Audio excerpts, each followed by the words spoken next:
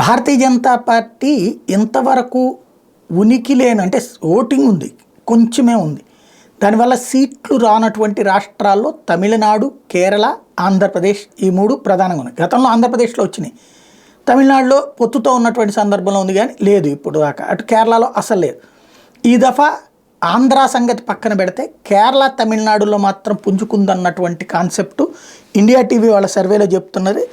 India TV వాళ్ళు తాజా సర్వేలో కేరళలో యూడిఎఫ్ అంటే కాంగ్రెస్ నేతృత్వంలోని ఫ్రంట్కి 11 స్థానాలు వస్తాయని, ఎల్డిఎఫ్ అంటే కమ్యూనిస్ట్ నేతృత్వంలోని ఫ్రంట్కి 6 స్థానాలు వస్తున్నాయి. అక్కడ రెండు కలిసి పోటీ చేయట్లేదు, ఐఎన్డీఏ కూటమిగా పోటీ చేయట్లేదు, ఎవరికి వాళ్ళే పోటీ చేస్తున్నారు.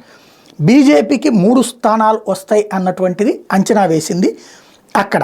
అదే సందర్భంలో తమిళనాడులో 40 స్థానాలు ఉంటే 40 స్థానాలకు గాను డిఎంకే 20 గెలుచుకుంటుందని, ఏఐఏడిఎంకే 4, ఏఐడిఎంకే కూటమి, బీజేపీ 5 స్థానాలు గెలుచుకుంటుందని, కాంగ్రెస్ 6 స్థానాలు గెలుచుకుంటుందని, ఇతరులు 5 స్థానాలు అంటే డిఎంకే ప్లస్ కాంగ్రెస్ కలిపితే 26, ఒక 5 ఇతరులు అన్నట్టు. బీజేపీ 5 స్థానాలు గెలుచుకుంటుందని అంటే దాదాపుగా 26 నుంచి ఇక్కడ ఏఐఏడిఎంకే ప్రధాన ప్రతిపక్షం 4 స్థానాలకు పరిమితం అవుతుంటే వాళ్ళకంటే ఇంకో స్థానం ఎక్కువ బీజేపీ గెలుచుకుంటుంది అన్నటువంటిది వీళ్ళ అంచనా.